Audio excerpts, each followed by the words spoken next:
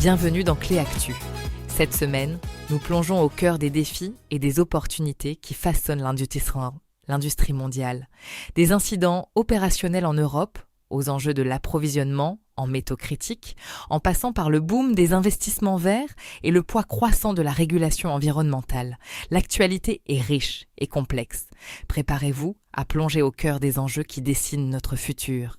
Marc, Julie, l'Europe a connu ces dernières semaines une série d'incidents industriels majeurs, avec des arrêts non planifiés chez BASF, des incendies dans des raffineries comme Total Energies ou l'arrêt de la plateforme Equinor en mer du Nord. Cela nous rappelle cruellement la fragilité de nos chaînes d'approvisionnement, non ? Absolument, Sophie. Ces forces majeures en pétrochimie européenne, ces incendies ou ces arrêts techniques ne sont pas de simples faits divers. Ils révèlent une vulnérabilité systémique. Nos industries sont interconnectées et le moindre grain de sable peut avoir des répercussions en cascade sur les prix et la disponibilité des intrants essentiels, du polymère au carburant. C'est un coût direct pour les entreprises, mais aussi une perte de compétitivité pour l'ensemble du tissu industriel européen face à des concurrents moins exposés à ce type de perturbations. Et au-delà de l'économie, il y a l'impact humain et environnemental direct. Ces incidents rappellent l'importance capitale de la sécurité industrielle, non seulement pour les travailleurs sur site, mais aussi pour les populations riveraines.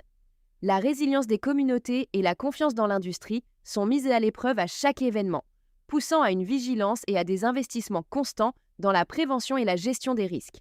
C'est un rappel brutal que la sécurité ne doit jamais être une variable d'ajustement. En parlant de vulnérabilité, le secteur minier n'est pas en reste, notamment au Chili avec les menaces de grève de Codelco et les perturbations chez BHP. Mais on voit aussi d'énormes tentatives de consolidation, comme l'offre de BHP sur Anglo American. Marc, comment cela impacte-t-il la course mondiale aux métaux critiques, essentiels à notre transition énergétique ? C'est un point crucial, Sophie. Le Chili est un géant du cuivre et toute perturbation là-bas, qu'elle soit sociale ou opérationnelle, se répercute immédiatement sur le marché mondial. Avec l'électrification et le développement des véhicules électriques, la demande pour le cuivre, le lithium ou le cobalt est explosive. Les tentatives de consolidation, comme celle de BHP ou les négociations Glencore Tech, montrent que les acteurs cherchent à sécuriser ces ressources stratégiques. C'est une véritable bataille pour le contrôle des approvisionnements avec des implications géopolitiques fortes et une pression haussière sur les prix. Et cette bataille a des visages humains. Les négociations salariales au Chili, les conditions de travail dans les mines, l'impact environnemental des extractions sur les populations locales. Tout cela soulève des questions d'éthique, de droits humains et d'acceptabilité sociale. Pour une transition énergétique véritablement durable, il faudra non seulement sécuriser les métaux, mais aussi s'assurer qu'ils sont extraits et traités dans des conditions respectueuses de l'homme et de l'environnement, ce qui ajoute une couche de complexité et de coût, mais est indispensable pour un avenir juste. Heureusement, il y a aussi des nouvelles plus positives pour l'avenir. Les investissements dans l'hydrogène vert, l'éolien offshore, les matériaux de batterie. C'est une véritable effervescence. Marc, où se situent ces géants verts ? Et quelle est l'ampleur de ces investissements ? Oui, c'est le revers de la médaille et il est spectaculaire. On parle de milliards d'euros dans des projets pharaoniques, l'éolien offshore en mer du Nord avec des acteurs comme Ørsted et BP, des usines de matériaux de batterie comme celle de BASF en Chine ou la Gigafactory au Maroc avec Gotion High-Tech. L'hydrogène vert est aussi un moteur clé avec Total Energies au Maroc ou des initiatives massives en Arabie Saoudite. C'est une course mondiale à la décarbonation où chaque région veut positionner ses champions et devenir un hub pour ces nouvelles technologies. Ces capex massifs redessinent la carte énergétique mondiale et promettent une transformation profonde de nos économies. Et derrière ces milliards d'investissements, il y a des milliers d'emplois créés, des filières industrielles qui se transforment et des régions entières qui peuvent se redynamiser. Le Maroc, par exemple, peut devenir un acteur majeur de l'énergie verte, avec un impact fort sur l'emploi local et le développement économique.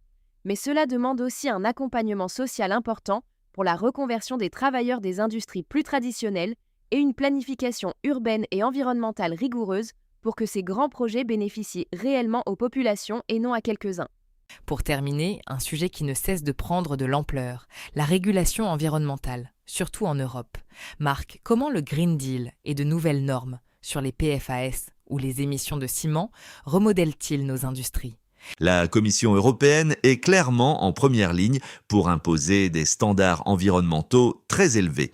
Que ce soit les réglementations sur les PFAS, ces polluants éternels, les nouvelles normes d'émissions pour des secteurs énergivores comme le ciment ou plus largement le Green Deal, tout cela force les industriels à une adaptation coûteuse et rapide.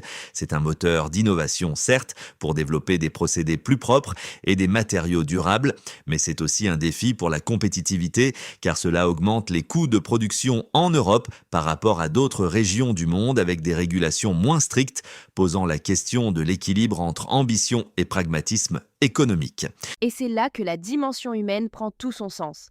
Ces réglementations, si elles sont bien conçues, améliorent la qualité de vie, la santé publique et protègent nos écosystèmes. Mais elles peuvent aussi menacer des emplois dans des industries traditionnelles qui peinent à s'adapter. Il est crucial d'accompagner ces transitions avec des dispositifs de formation, de reconversion et de soutien aux entreprises pour que l'Europe reste un leader industriel sans laisser personne de côté. C'est le défi de la juste transition qui est au cœur de ces évolutions réglementaires. C'était Clés Actu. Un grand merci à Marc et Julie pour leurs éclairages toujours aussi précieux. Merci à vous de nous avoir écoutés. Retrouvez-nous vendredi prochain pour une nouvelle plongée au cœur de l'actualité industrielle et énergétique.